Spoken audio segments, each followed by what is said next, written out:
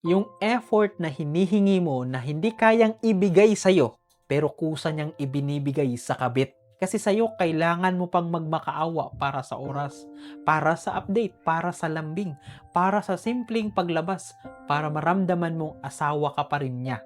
Pero sa kabit, hindi na kailangang ipaalala na i-update.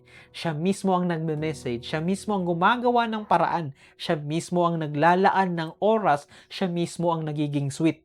Yung mga bagay na ilang beses mong hinihingi, kusang lumalabas kapag ibang babae ang kaharap niya. Kaya huwag mong paniwalaan kapag sinabi niyang hindi lang talaga ako expressive.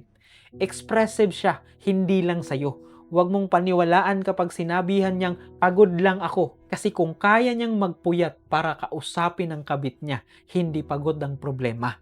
Pinili ka lang niyang tipirin sa effort na kaya naman pala niyang ibigay sa iba. At alam mo ang masakit? Habang ikaw unti-unting nawawalan ng gana dahil pakiramdam mo ang hirap mong mahalin, may ibang babaeng nakakatanggap ng version niyang matagal mo nang hinihingi.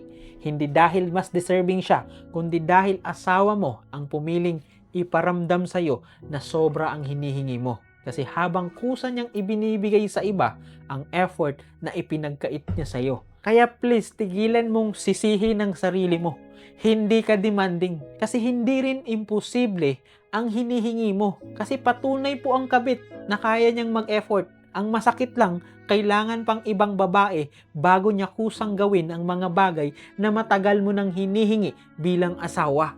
Yung tipo bang sa'yo hindi niya kaya, pero sa kabit niya kayang-kaya. 'Di ba? Sobrang sakit talaga.